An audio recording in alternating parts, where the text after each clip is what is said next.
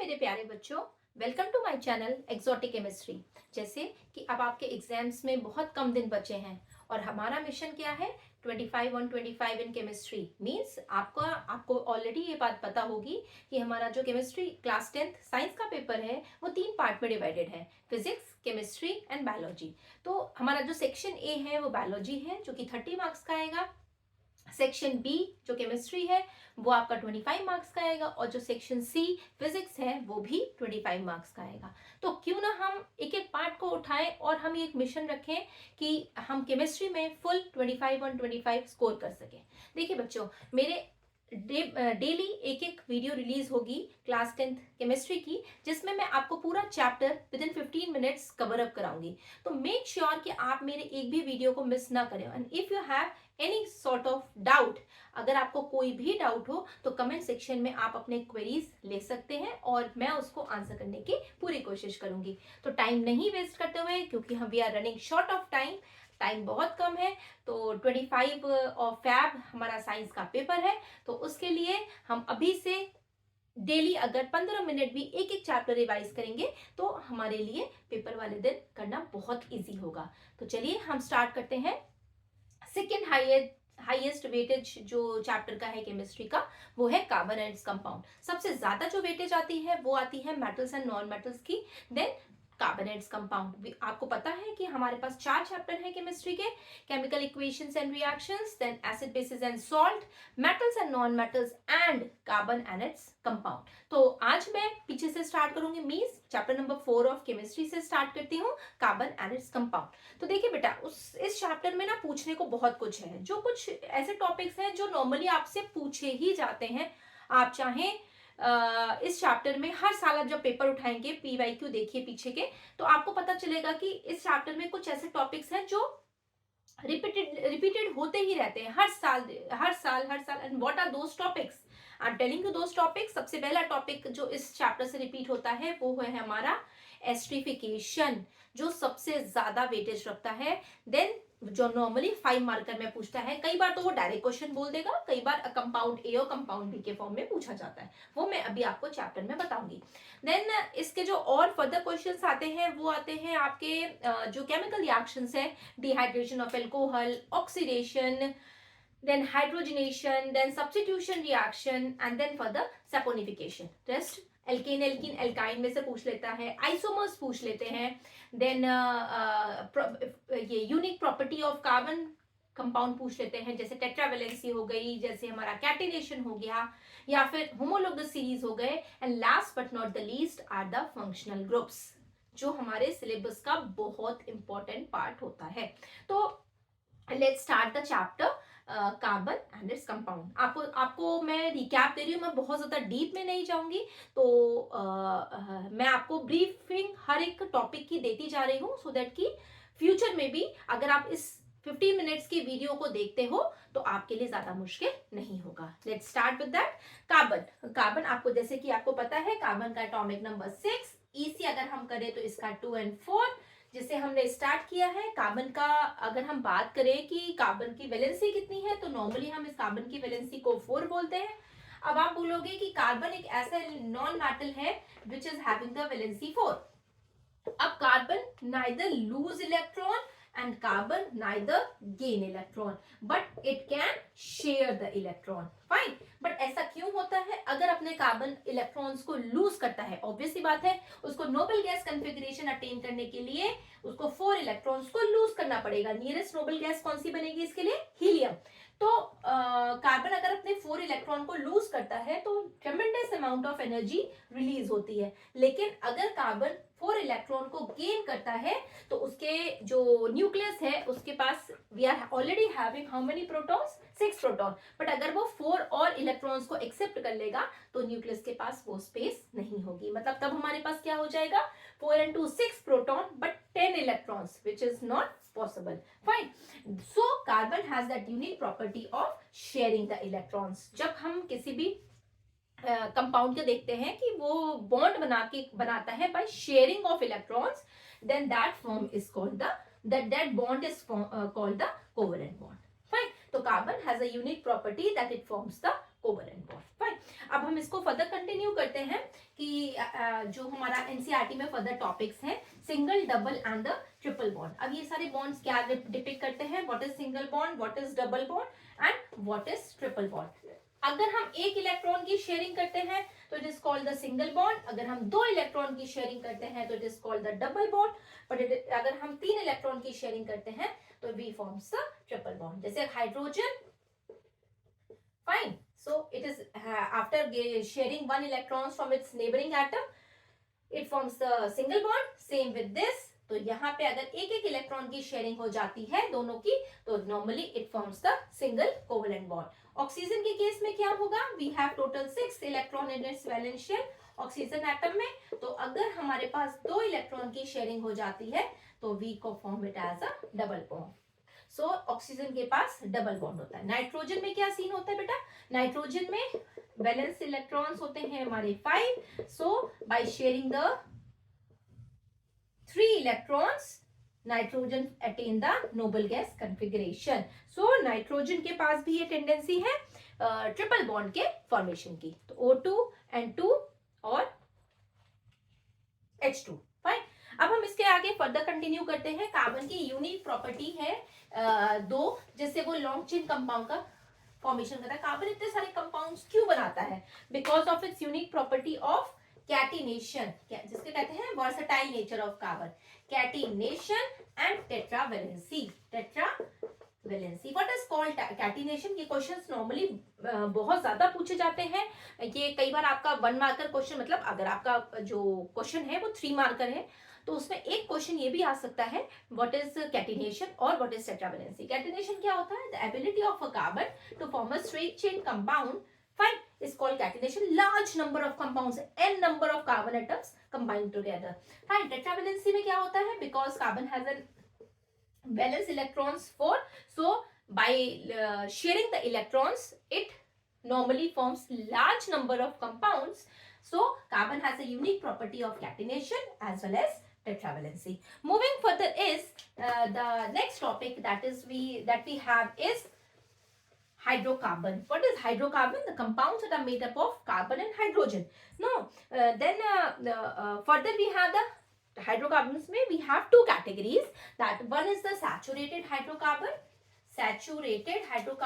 and another is the unsaturated hydrocarbon। Now the question arises, what is saturated hydrocarbon? Saturated hydrocarbon, the compounds of carbon which are having single bond between them। Unsaturated hydrocarbon, double bond, okay, I have written say triple, means double and the triple bond carbon are normally comes under the category of unsaturated। also एक question बहुत ज्यादा पूछा जाता है कि ऐसे compounds of carbon बताओ जो एरोमेटिक नेचर का हो। एरोमेटिक मतलब जो रिंग में प्रेजेंट हो बट वो अनसैचुरेटेड है।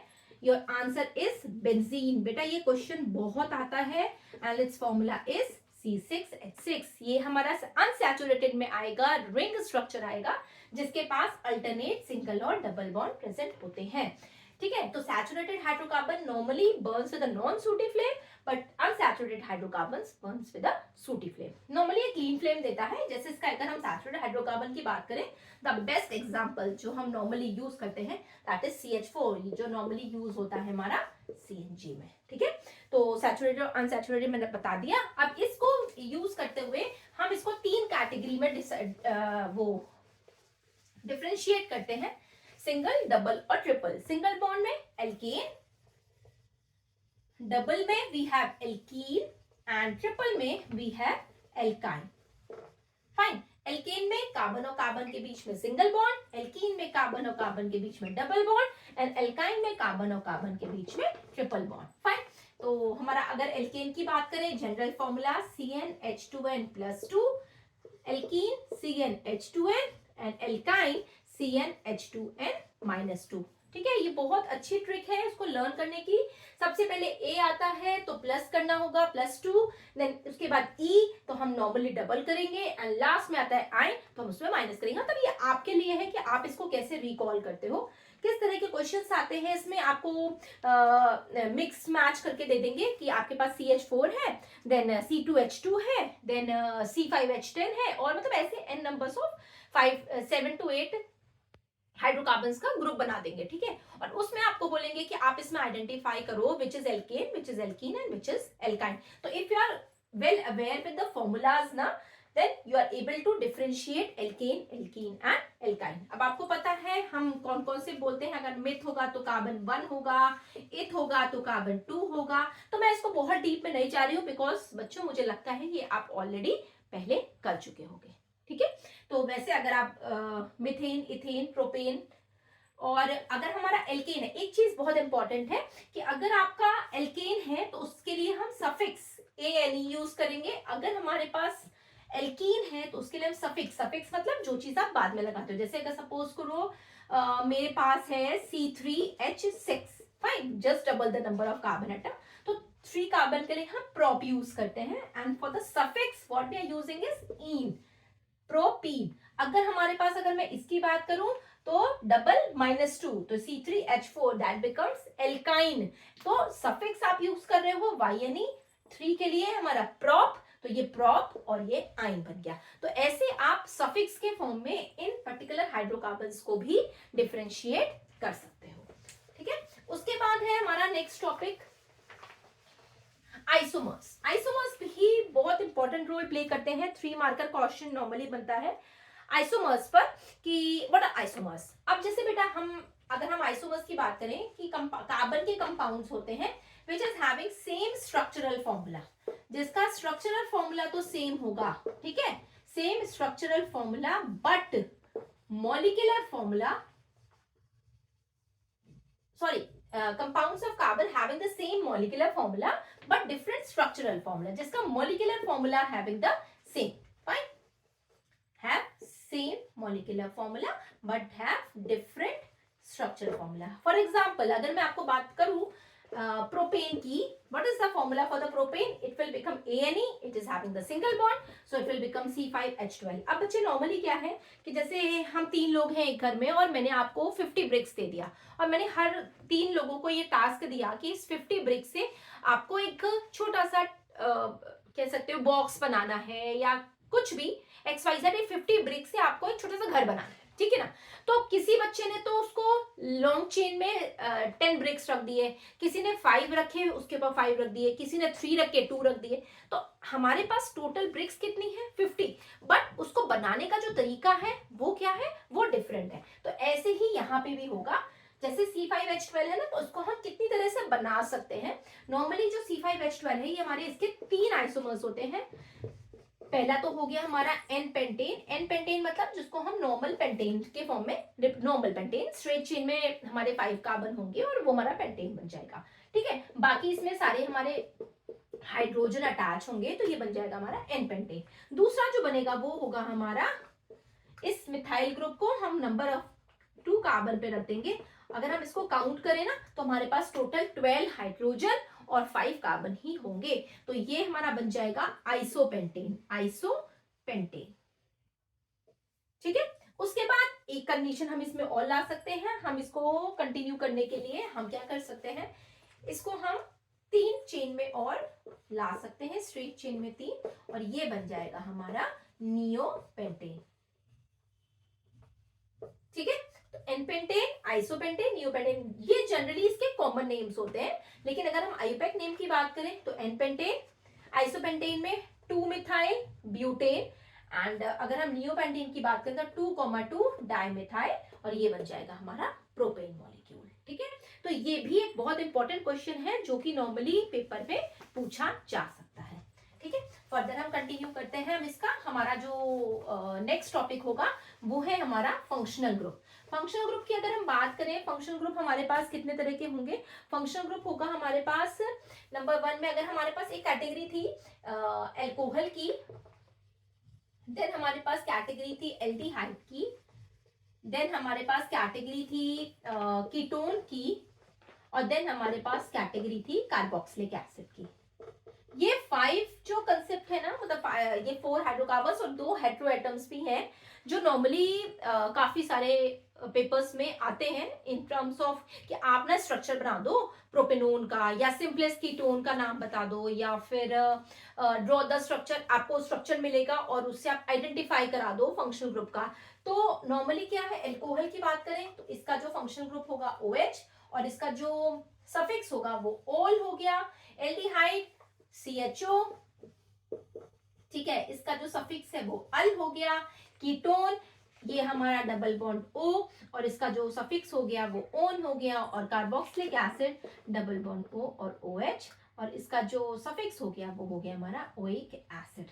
तो नॉर्मली हमारे कार्बन में ये चीजें ऐड होंगी, और that totally changes the characteristic property of a compound. जैसे अगर हम बात करें जिसको हम होमोलोगस सीरीज कहते हैं, I miss that, what is homologous series? जो एबिलिटी ऑफ अ कार्बन होता है to give a straight chain compound, नहीं, जो कार्बन एटम एक सीरीज ऑफ कार्बन होंगे जिसमें जो सक्सेसिव मेंबर्स होगा वो CH2 ग्रुप से डिफर करेगा। सक्सेसिव मेंबर कैसे? जैसे अगर हम बात करें मीथेन की CH4, फिर हम बात करें इथेन की C2H6, फिर हम बात करें प्रोपेन की C3H8। तो अगर हम इन दोनों इनके सक्सेसिव मेंबर्स के बीच का डिफरेंस देखें तो वो कितना आएगा? वो आएगा CH2। इनके बीच का डिफरेंस CH2। देखो कैसे, C2 में से C कार्बन माइनस करेंगे तो we get carbon, then H6 में से H4 माइनस करेंगे तो वी गेट H2। ठीक है, इस तरह से। या फिर हम एक और इसमें बोल सकते हैं कि जो होमोलोगस सीरीज में सक्सेसिव मेंबर्स के जो बीच का डिफरेंस आता है वो आता है 14U। What does 14U represents? It represents the molecular formula. ठीक है, ये 12 एंड दिस इज 2, तो 12 + 2 it will give you the 14। ठीक है, तो ये होमोलोगस सीरीज में आता है। अब हम अगर बात करें अपने फंक्शनल ग्रुप की, तो फंक्शनल ग्रुप में जो भी कंपाउंड होगा, देखिए सबसे पहली बात जो सबसे इंपॉर्टेंट होती है एल्डिहाइड और कीटोन में, एल्डिहाइड जो भी होगा वो हमेशा जो उसका फंक्शनल ग्रुप होगा वो उसके टर्मिनल पोजीशन पे रहेगा। टर्मिनल पोजीशन का मतलब है या तो एकदम कॉर्नर में, मींस या तो फर्स्ट कार्बन या तो लास्ट कार्बन। हालांकि हम उसको लास्ट कार्बन नहीं बोलेंगे, फिर हम उसको फर्स्ट कार्बन बना देंगे। लेकिन जो कीटोन है that will be at the centre, oic acid at the centre, और हमारा एल्कोहल OH ये हम कहीं पे भी कार्बन के साथ अप्लाई कर सकते हैं। एक H को रिप्लेस करो OH से and we will get that, we'll change the whole structure of the molecule. Fine. तो जैसे अगर हम एक एग्जांपल ले लेते हैं, अगर हम एक कार्बन नंबर 4 से चलते हैं, ठीक है, we have 4 carbon with us. तो अगर हम एल्कोहल की बात करते हैं तो एल्कोहल में हमारे पास 4 कार्बन में हमारा नॉर्मल ब्यूटेन आएगा। इस पे आप OH लगा दो, ठीक है, बाकी सबको हाइड्रोजन से बैलेंस कर दो एंड वी गेट ब्यूटेन।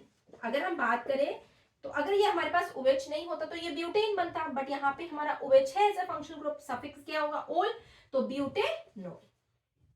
अगर हम एल्डिहाइड की बात करें तो हमारे पास फिर से वही स्ट्रेट चेन में 4 कार्बन, ये बन जाएगा हमारा ब्यूटेनल। मैंने आपको बताया कि ये आपके टर्मिनल पोजीशन पे रहेगा, या तो यहाँ पर या तो फिर यहाँ पर। ठीक है, अगर हम कीटोन की बात करें तो कीटोन हमारा एक ऐसा कार्बन है जिसमें ऐसा फंक्शनल ग्रुप है जिसमें हमारा जो कीटोनिक ग्रुप है वो सेंटर पे रहता है। तो अगर हम ब्यूटेनोन बनाना है तो हमारा जो कीटोन है वो हम इसको सेंटर पे लगाएंगे। क्यों हम इसको फर्स्ट कार्बन पे नहीं लगाते? क्योंकि अगर मैं आपको एक एग्जांपल से दिखाऊं कि आप बोलो, ठीक है, ये कंपाउंड है और हमने जो है कीटोन का, आपने मुझे बोला कि हम कीटोन ना फर्स्ट कार्बन पे लगा देते हैं, हमने लगा दिया फर्स्ट कार्बन पे। लेकिन आप ये तो देखो कि यहाँ क्या कार्बन की वैलेंसी सेटिस्फाई हो रही है। कार्बन को की वैलेंसी को सेटिस्फाई करने के लिए हमें 4 बॉन्ड बनाने हैं, ठीक है, बट यहाँ पे तो 1 2 3 ही बन रहे हैं, तो ये वैलेंसी सेटिस्फाई नहीं हो रही है। अब इसको आप अगर आइडेंटिफाई मतलब वैलेंसी को सेटिस्फाई करा के हाइड्रोजन लगाते हो, ये तो फिर एल्डिहाइड बन गया। तो aldehyde always occupy the terminal position but ketone always occupy the center position. Fine. अब इसके बाद हमारा जो नेक्स्ट होगा वो हमारा होगा कार्बोक्सिलिक एसिड, जिसमें हम ओइक एसिड लिखेंगे, ठीक है, ये बन गया हमारा 1 2 3 4 ब्यूटेन, और यहाँ पे हमारा है ओइक एसिड का फंक्शनल ग्रुप, तो ये मतलब कार्बोक्सिलिक एसिड का फंक्शनल ग्रुप, तो ये बन गया हमारा ब्यूटेनोइक एसिड। ठीक है ना, अब हमारे पास कुछ ऐसी चीजें थी इसमें टर्मिनोलॉजी जिसमें हम ऑक्सीडेशन, डिहाइड्रेशन ऑफ एल्कोहल, कुछ प्रॉपर्टीज हैं जो हम फटाफट उसको रिकॉल कर लेते हैं। सबसे पहला था हमारा कि प्रॉपर्टीज ऑफ एल्कोहल में dehydration of alcohol. Dehydration of alcohol मतलब डी मतलब जहां पे भी डी आएगा, जैसे हमारे पास सपोज करो ये अल्कोहल है, ठीक है, इथेनॉल, डिहाइड्रेशन, डी मतलब किसी भी चीज का रिमूवल, निकालना उसमें से। जब इस अल्कोहल को हम H2SO4 के साथ हीट करवाते हैं तो हमें क्या मिलेगा, there is a loss of water molecule and we get alkene as a major product. Very very very important topic, इसकी पॉसिबिलिटी बहुत ज्यादा है। What happens when alcohol undergoes dehydration and what is the role of H2SO4 in this? It acts as a dehydrating agent. It helps to remove the water molecule from the ethanol. Fine. The second topic is हमारा है oxidation. Oxidation you know very well, addition of oxygen. तो alcohol में same वही, आपका पास alcohol है, आपने इसमें alkaline KMnO4, once again very important, alkaline KMnO4 या फिर एसिडिफाइड K2Cr2O7 के साथ आप जब रिएक्शन प्रोसीड कराओगे तो हमें क्या मिलेगा, acetic acid, that is ethanoic acid, addition of oxygen. तो ये हो गया हमारा dehydration of alcohol. Then we continue further with the oxidation of alcohol. Then the third is and the very important once again, it can be the possibility hydrogenation. What is hydrogenation? Hydrogenation is the addition of hydrogen. जहां dehydrogenation होगा वहां removal of hydrogen होगा, but जहां hydrogenation होगा वहां पर addition of hydrogen होगा, ठीक है। तो यहाँ पे क्या होगा, हमारे पास एल्काइल ग्रुप अटैच है, इसमें हमने निकल एज ए कैटलिस्ट यूज किया है। कैटलिस्ट क्या होते हैं, जो रिएक्शन को स्पीड करते हैं बट खुद पार्टिसिपेट नहीं करते, और हाइड्रोजन के साथ जब हम रिएक्शन को अंडरगो करवाएंगे तो हमें मिल जाएगा, यहाँ पे क्या है, हाइड्रोजन जब इसमें ऐड होगा तो what we are going to get, we are going to get single bond, hydrogen is going to add in this, that is conversion of vegetable oil to vanaspati ghee. Very very very important, hydrogenation में hydrogen का addition होगा to an unsaturated hydrocarbon. Fine, and इसी में हमारी last reaction, last but not the least, that is the substitution reaction. Substitution मतलब किसी को हटा के किसी की पोजीशन ले लेना, ठीक है। ये काम मीथेन बहुत अच्छी करता है। मीथेन जो भी हमारे सैचुरेटेड हाइड्रोकार्बन है उनकी एक कैरेक्टरिस्टिक प्रॉपर्टी है, ठीक है। मीथेन है और मीथेन ने क्लोरीन के प्रेजेंस में, मींस कोई भी हाइड्रोजन के प्रेजेंस में रिएक्शन करी, और हमारा सनलाइट है, ठीक है। सनलाइट में हुआ तो क्या हुआ, क्लोरीन ने एक हाइड्रोजन को रिप्लेस किया। अब अगर एक हाइड्रोजन हट गया तो हमारे पास कार्बन की वैलेंसी तो 3 रह गई, ठीक है। उसको सेटिस्फाई करने के लिए इसमें एक क्लोरीन आ गया, यहाँ पे एक क्लोरीन और यहाँ का एक हाइड्रोजन मिलके HCl बना देगा। तो what is substitution reaction? When a saturated hydrocarbon reacts in the presence of a chlorine molecule and the presence of sunlight, it gives an alkyl halide as a major product. एक और मैं भूल गई आपका, combustion. What is combustion? Burning of a natural gas. बहुत बहुत बहुत बार पूछा गया है कि burning of a natural gas is an exothermic or endothermic. Burning of a natural gas in the presence of oxygen. देखो बच्चा, combustion आएगा, in the presence of air आएगा, in the presence of oxygen आएगा, कुछ भी आएगा। Natural gas की burning हो रही है, मीथेन की बर्निंग हो रही है। What we are getting CO2, we are getting H2O, we are getting heat and we are getting light as a major product, ठीक है। तो ये हमारे 5 टॉपिक्स हैं जो कि बहुत ज्यादा पूछे जाते हैं, बहुत ज्यादा कि जो रिएक्शन है वो कैसे अंडरगो होगी, और रिएक्शन को मैकेनिज्म तो आपको हायर क्लासेस में मिलेगा, बट ये जो 5 टॉपिक है ना, कंबशन, डिहाइड्रेशन, ऑक्सीडेशन, हाइड्रोजनेशन और सब्स्टिट्यूशन, इन 5 में से कंफर्म है कि आपको कोई ना कोई क्वेश्चन जरूर मिलेगा। हम अगर आगे मूव करते हैं, जो कि हमारा इथेनोइक एसिड है, इथेनोइक एसिड में हमारे पास उसको हम विनेगर भी बोलते हैं, और 2 to 5% ऑफ एसिटिक एसिड, ये विनेगर इन वाटर जो है हमारा, वो टिंचर ऑफ आयोडीन बनाता है। और उसके अलावा जो एसिटिक एसिड्स होते हैं वो बनते हैं जब इथेनॉल का ऑक्सीडेशन होगा। और सबसे इंपॉर्टेंट है हमारा एक ग्लेशियल एसिटिक एसिड, ठीक है। ग्लेशियल एसिटिक एसिड क्या होते हैं, जब विंटर्स में नॉर्मली पेट्रोल, जो ऐसी कंट्रीज होती हैं जहां पे बहुत ज्यादा कोल्ड टेम्परेचर होता है, तो वहां पे हम इसको एंटी फ्रीजिंग कंपाउंड बोलते हैं, इसको हम पेट्रोल में डाल देते हैं, तो जो हमारा पेट्रोल है वो फ्रीज नहीं होता है, ठीक है। इतना ही आपके एनसीईआरटी में गिवन है, तो उससे ज्यादा बहुत इंफॉर्मेशन हमें जरूरत नहीं है। उसके बाद जो हमारा सबसे इंपॉर्टेंट टॉपिक आता है वो आता है हमारा esterification. What is esterification? When an alcohol that is C2H5OH ethanol, okay, and then ethanol reacts with acetic acid. Fine, जब इथेनॉल एसिटिक एसिड के साथ रिएक्ट करेगा in the presence of H2SO4, a sweet smelling substance called the ester is formed. कैसे बनाते हैं? Acetic acid का acetate that is CH3COO, और यहां से क्या लोगे बेटा? C2H5. It will combine together along with the release of H and O. It will form H2O. A sweet smelling substance, ester is formed. Okay, तो ये जो टॉपिक है ये बहुत ज्यादा इंपॉर्टेंट है। फाइन, अब आगे इसी को हम आगे बढ़ाएं तो इसमें हमने पढ़ना है सैपोनिफिकेशन। सैपोनिफिकेशन क्या होता है? When CH3COO2H5 further reacts with NaOH। अगर हम इसको NaOH के साथ रिएक्शन करवा दें तो हमें क्या मिलेगा? ये CH3COONA प्लस एल्कोहल हमें वापस मिल जाता है। That form CH3COONA plus C2H5OH. This reaction is called saponification. Saponification. ठीक है बेटा? एस्ट्रिफिकेशन एंड सैपोनिफिकेशन में आप कंफ्यूज मत होइएगा, दोनों में से एक तो कंफर्म है, आपको 5 मार्कर में आपके पेपर में मिलेगी ही मिलेगी। ठीक है, उसके बाद हम आगे बढ़ते हैं। स्वीट स्मेलिंग होता है एस्टर का स्मेल। सोप्स एंड डिटर्जेंट तो आपको क्वाइट फैमिलियर होंगे। जो सोप है वो हार्ड वाटर के साथ वर्कआउट नहीं करता है। क्वेश्चन आता है ma'am what is hard water, what is soft water? जिस सोप में जिस पानी में मीन्स जिस भी वाटर में कैल्शियम और मैग्नीशियम के सॉल्ट्स होते हैं वो होता है हमारा हार्ड वाटर, और जिस भी वाटर में we are free from this calcium and magnesium salts along with chloride, bromides और हेलोजेंस, वो हमारे सॉफ्ट वाटर बनते हैं। ठीक है, तो उसके अलावा हमारे पास जो है सोप्स में मिसेल है। मिसेल में हमारा क्या होता है कि सोप का मॉलिक्यूल है जिसका हाइड्रोफिलिक और हाइड्रोफोबिक एंड होता है।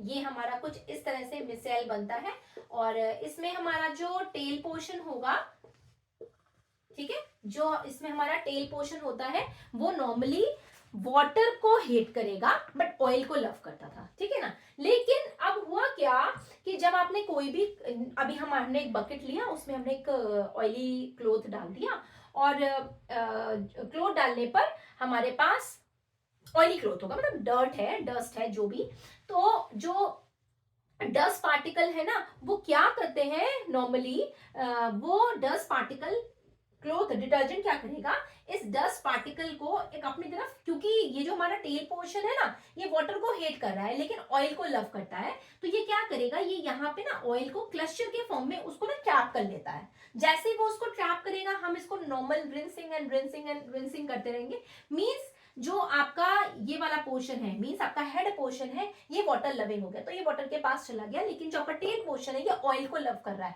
हाइड्रोफोबिया, फोबिया किसी चीज से डर, तो ये जो है टेल पोर्शन है वाटर से तो डर रहा है लेकिन ऑयल से लव करेगा, तो क्या करेंगे कि ये ऑयल के पास आके मीन्स डस्ट पार्टिकल या फिर जो डर्टी क्लोथ है उसके पास आके क्लस्टर बना लेगा, और उसके बाद लगातार जब हम रिंसिंग करेंगे तो ये वाटर के साथ निकल जाता है, तो जिसकी वजह से हमारा क्लोथ क्लीन हो जाता है। ठीक है ना? तो ये मैंने आपको टॉपिक बताए हैं कार्बन एंड कंपाउंड के, एक फटाफट क्विक रिकैप में। और अगर आपको इसमें कुछ भी डाउट है किसी भी टॉपिक में कि आप मुझे चाहते हो कि मैम आप इसको दोबारा से समझा दो, या और इलेबोरेटेड वर्जन चाहते हो, या एक मैं अभी आईपैक नोमेनक्लेचर की एक वीडियो डाल देती हूँ जिससे आपको आईपैक नोमेनक्लेचर भी स्टेप बाय स्टेप समझ में आ जाएगा, या आप कुछ चाहते हो कि मैम मुझे ये टॉपिक चाहिए और please explain me once again, तो प्लीज आप कमेंट सेक्शन में डालिए, and please like and subscribe my channel with the name Exotic Chemistry. Thank you for watching.